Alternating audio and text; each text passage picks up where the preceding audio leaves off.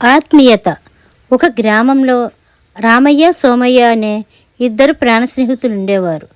రామయ్య వ్యాపార జీవితం గడిపి క్రమేణా గొప్ప ధనికుడయ్యాడు. కానీ సోమయ్య హెచ్చుగా దేశ సంచారం చేసి విజ్ఞానవంతుడిగా తయారయ్యాడు. అతని సంపాదన రామయ్య సంపాదనలో 10వ వంతు కూడా లేకపోయినా అతని భుక్తికి సరిపోయేదిగా ఉన్నది. సంపాదనలో తేడా ఉన్నప్పటికీ ఇద్దరి మధ్య గల స్నేహభావానికి ఎలాంటి భంగము కలగలేదు.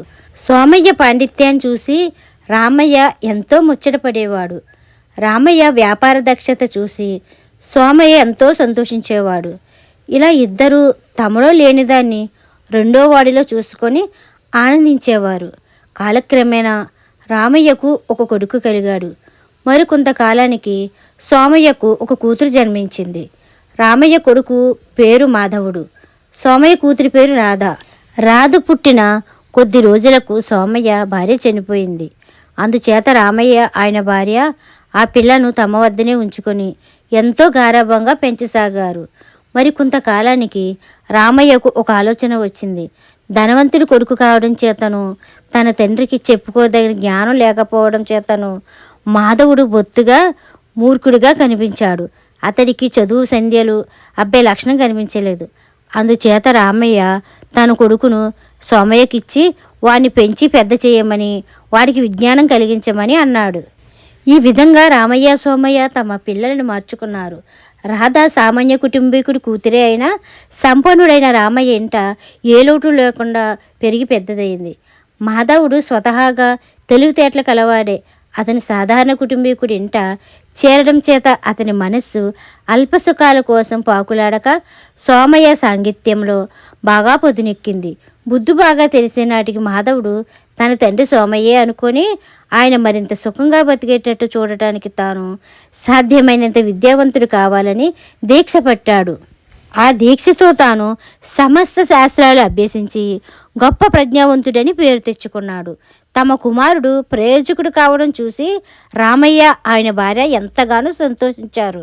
మాధవుణ్ణి తెలివైన వాణ్ణి చేయటంలో తన ప్రయత్నం సిద్ధించినందుకు రామయ్య తృప్తిపడ్డాడు. ఈ లోపల రామయ్య, సోమయ్య ఆప్తమిత్రులు కావడం చేత రెండు ఇళ్ల మధ్య రాకపోకలు జరుగుతూనే ఉండేవి. రాధా, మాధవుడు చిన్నతనం నుంచి స్నేహంగానే ఉండేవారు. మాధవుడికి రాధ అంటే మొదటి నుంచి ఎంతో ఇష్టం. వయసు వచ్చిన కొద్దీ అతనికి రాధ మీద ఉండే అభిమానం ప్రేమగా మారింది. కానీ రాధలో అలాంటి పరిణామం ఏమీ కలగలేదు. తానొక ధనవంతుడి కూతురునన్న భావం ఆమెలో బాగా పాతుకుపోయింది. రామయ్య వెంట ఆమె సోమయ్య ఇంటికి వచ్చినప్పుడు ఆమెకు ఎప్పుడు తిరిగి ఇంటికి పోదామా అని ఉండేది.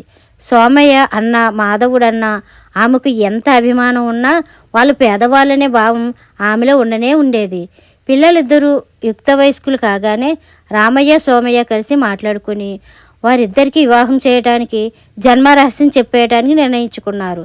సోమయ్య ఇంటికి వచ్చి మాధవుడితో, నాయనా, నీకు రాధకు పెళ్లి చేద్దామనుకుంటున్నాం, నీ ఉద్దేశం ఏమిటి అని అడిగాడు. నేను రాధను తప్ప మరెవరిని పెళ్ళాడనని ఏనాడో నిశ్చయించుకున్నాను అన్నాడు మాధవుడు.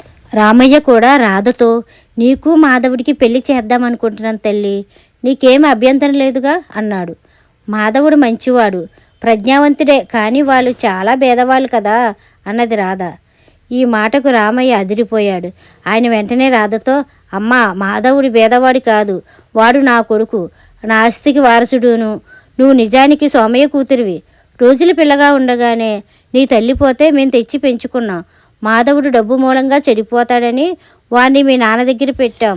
వాడు ప్రయోజకుడయ్యాడు కూడాను. అందుచేత నువ్వు మీ పెళ్ళికి సందేహించక్కర్లేదు అని చెప్పాడు. రాధకు కనువిప్పయి పశ్చాత్తాపం కలిగింది.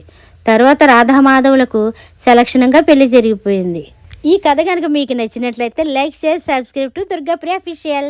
Thanks for watching.